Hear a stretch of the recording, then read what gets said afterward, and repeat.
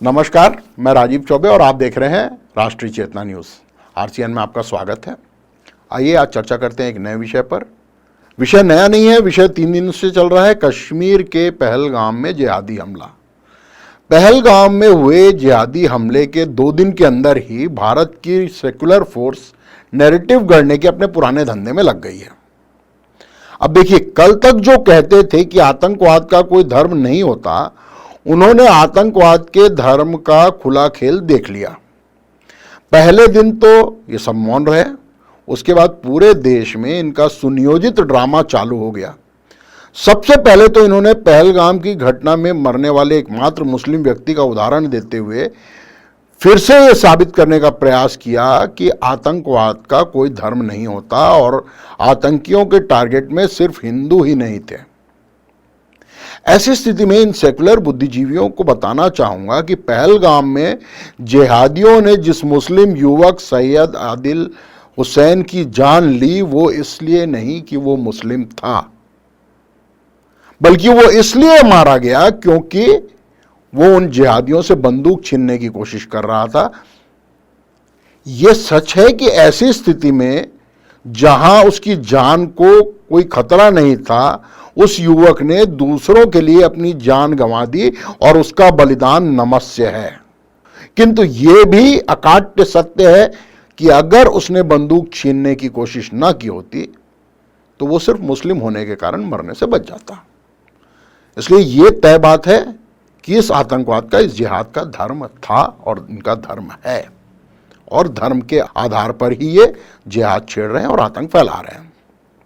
अब बात करते हैं उस जिहादी उत्पात के बाद कश्मीरियों के रवैये की। कश्मीर घाटी में किसी जिहादी घटना के विरोध में पहली बार बंद का ऐलान हुआ। जिहादी घटना के विरोध में बंद का ऐलान, मरने वालों के समर्थन में बंद का ऐलान। बंद का आह्वान महबूबा मुफ्ती की पार्टी पीडीपी ने किया और ऐसा बताया जा रहा है कि इसके बाद इस बंद को आम कश्मीरियों ने खुलकर समर्थन दिया।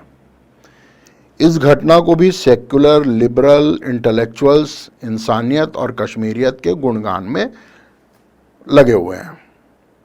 इसी सिलसिले में मैं आपको एक वीडियो दिखाना चाहूंगा। देखिए ये वीडियो। देखिए, ये अगर हम अपने नजरिए से बोल लेंगे तो ये गलत हुआ है, ये आतंकवादी हमला है, ये मानवता के खिलाफ है। लेकिन अगर आप इसको इस्लाम के नजरिए से देखेंगे तो ये पुण्य का काम किया है उन्होंने, ये सवाब का काम किया है उन्होंने। ये कुरान के स्क्रिप्चर सूरह तौबा की जो 5 आयत है, उसके अंदर सेम टू सेम यही प्रक्रिया लिखी है कि काफिरों को जहां पाओ वहां देखो, उनको मारो, घात लगा करके उनको मारो। इन्होंने भी तो वही किया, घात लगा के मारा, बाकायदा उसकी रेकी हुई है। घात इस्लाम में ही लिखा है, कुरान में ही लिखा है किस तरीके से निहत्ते लोगों को इस तरीके से देश के वासियों को भून दिया जाए, उनको मार दिया जाए। आइए, मैंने कुरान की तो आपको आयत बताई है, जो सूरह तौबा है, कुरान की 9वीं सूरह है और उसकी 5वीं आयत है। वहां पे ये लिखा हुआ है, सेम इसी तरह बर्बर तरीके से मारने का लिखा हुआ है। सेम ये लिखा हुआ है कि उनको मारो, जब तक मारो जब तक कि वो ला इलाहा इल्लल्लाह कलमा ना पढ़ ले या जजिया देना कबूल ना कर ले, तब तक मारो। यानी कि पूरे हिंदुस्तान के हिंदुओं का यही हसर होना है इस्लाम के अनुसार। इस्लाम के अंदर अल तकिया नाम की चीज होती है, आपने सुना होगा अल तकिया। अल तकिया वो चीज है जब इस्लाम के अंदर हमें कोई ऐसा काम करना होता है जो कि सामने लोगों को नाजायज दिख रहा है, तो आपको वहां लोगों को तो नाजायज बताना है, लेकिन काम वो सवाब का करना है आपको। इसको बोला जाता है अल तकिया। तो ये अल तकिया करते हैं, जो कहते हैं ना हिंदू मुस्लिम भाईचारा, ये अल तकिया है। ये कुरान के अंदर है, हदीसों के अंदर है। मुसलमानों को तो, मैं इंडिया के मुसलमानों की बात कर रहा, बाहर के नहीं। मुसलमान इंडिया का जो है वो अनपढ़ है, उसको कुरान के बारे में कोई नॉलेज नहीं है। इसलिए अगर वो भाईचारे की बात कर रहा है तो वो ठीक कर रहा है, लेकिन वो इस्लाम के अनुसार गलत कर रहा है। इस्लाम के अंदर कोई भाईचारा इस टाइप का नहीं है। इस्लाम के अंदर केवल मुस्लिम मुस्लिम भाईचारा है, हिंदू मुस्लिम भाईचारा कोई नहीं है। आप पढ़ के देखें या किसी आलिम से बात करके देखें। अब मैं भी आलिम ही हूँ, मैं आपको बता रहा हूँ। इस वीडियो के बाद एक और वीडियो। ये बोलेंगे कि अब जैसे आपके दिल में हिंदुस्तान है, हाँ। इस तरह कश्मीर के दिल में पाकिस्तान है। सच्ची में? सच्ची में, ये सच में, ये इनकी दीदी सच बताइएगा आप ये। सच में आपके दिल में ही पाकिस्तान है? इंशाल्लाह, और हम पाकिस्तान के साथ हैं अच्छा, इंशाल्लाह। दीदी ऐसी क्या बात है कि आप मतलब हम तो हिंदुस्तान, हम ये हिंदुस्तान का ही पार्ट है ना इंडिया, तो फिर भी हम पाकिस्तान बोलते वो हैं। हमारे अपने मुसलमान हैं सर, हाँ, अपने मुसलमान है, वो हमारे भाई हैं, हमारे लिए तो हम भी तो भाई बहन है आपके। मुसलमान भाई दिल्ली में वो तो मुसलमान हिंदू भाई ही है, लेकिन इनके दिल में ज्यादा पाकिस्तानी है। अच्छा, आप उनको ही मानते हो, हाँ, उनके साथी हो? हाँ। ओहो, चलिए ठीक है, शुक्रिया। अब इन वीडियो को देखने के बाद एक नए शब्द की जानकारी मिली, अल तकैया।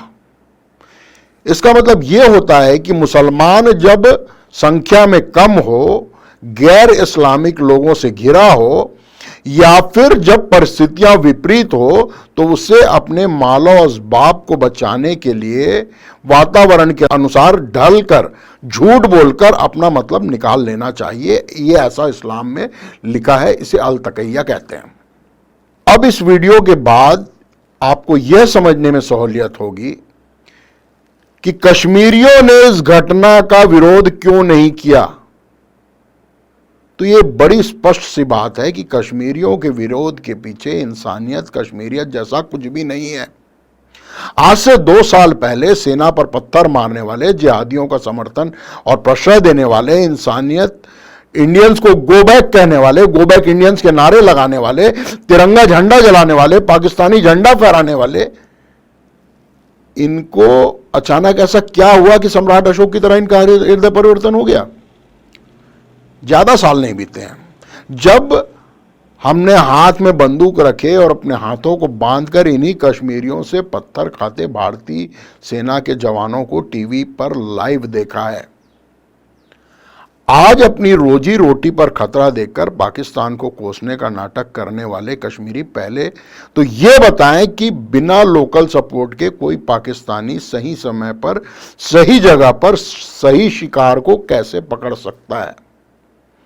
खबर तो यह भी है कि उस घटना के तुरंत बाद से उस क्षेत्र के बहुत से रेहड़ी वाले, ठेले वाले और अन्य फुटकर व्यापारी लापता हैं, जिन पर स्लीपर सेल होने की आशंका जाहिर की जा रही है। बाढ़ और भूकंप में इन कश्मीरियों की जान बचाने के लिए अपनी जान पर खेलने वाली भारतीय सेना से इनका दुर्व्यवहार हम सबने अपनी आंखों से देखा है। दरअसल यही अल तकैया है।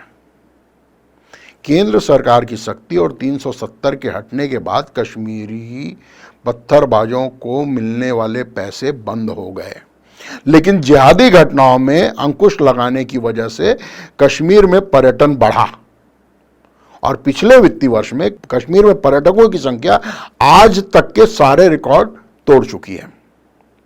अब कश्मीरी ये समझ पाए कि पत्थरबाजी के पैसों से पर्यटकों से होने वाली कमाई ज्यादा बेहतर है, क्योंकि इसमें वे कानून के गुनाहगार भी नहीं बनते।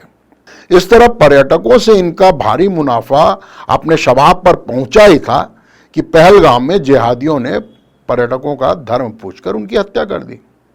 एक ही झटके में पूरे कश्मीर घाटी पर्यटक विहीन हो गई।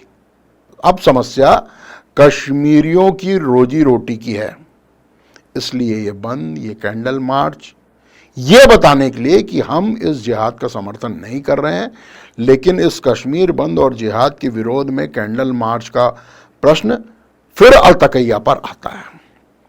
वो इसलिए अब निकलने वाले मोर्चे दिल के नहीं, दिमाग के उपज हैं, जो पेट की जरूरत से भी उपजे हैं। अगर ऐसा नहीं होता तो पहलगाम की जिहादी घटना के विरोध में निकले कैंडल मार्च में कश्मीरियों की संख्या की तुलना कश्मीर के छोटे से गांव त्राल में बुरहान बानी के जनाजे में उमड़े लाखों कश्मीरियों की संख्या से करके देख लीजिए, अंतर आपको साफ दिखेगा। आज उनकी एकमात्र चाह यही है कि किसी न किसी तरह पर्यटक यहां फिर से आए, और उसके लिए वे विक्टिम कार्ड खेल रहे हैं।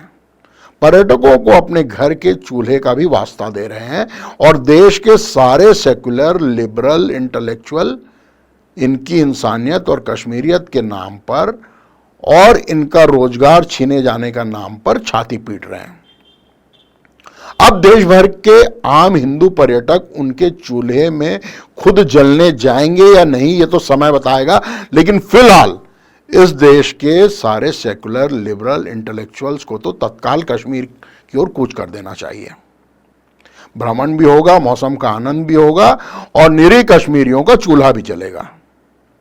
निश्चित रूप से आज भारत के सारे इंटेलेक्चुअल्स, सारे लिबरल्स, सारे सेकुलर्स जिस तरह से वातावरण बनाने का और कश्मीरियों के लिए विक्टिम कार्ड खेलने का काम कर रहे हैं वो निंदनीय है।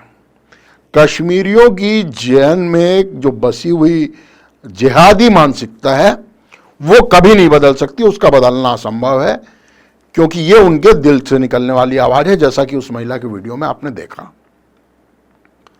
तो आगे कश्मीर का क्या होगा, भारत सरकार की रणनीति क्या होगी, किस तरह से इस बड़ी घटना पे इनका रिफरकेशन आएगा भारत सरकार का, ये आने वाला समय बताएगा।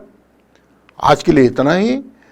इस प्रकार के विश्लेषणों के लिए और ताज़ा तरीन समाचारों के लिए आप आरसीएन के साथ बने रहें, आरसीएन परिवार का सदस्य बने। यूट्यूब पर इसे लाइक करें और शेयर करें, इंस्टाग्राम और फेसबुक पर इसे लाइक करें और फॉलो करें। आपका बहुत बहुत धन्यवाद।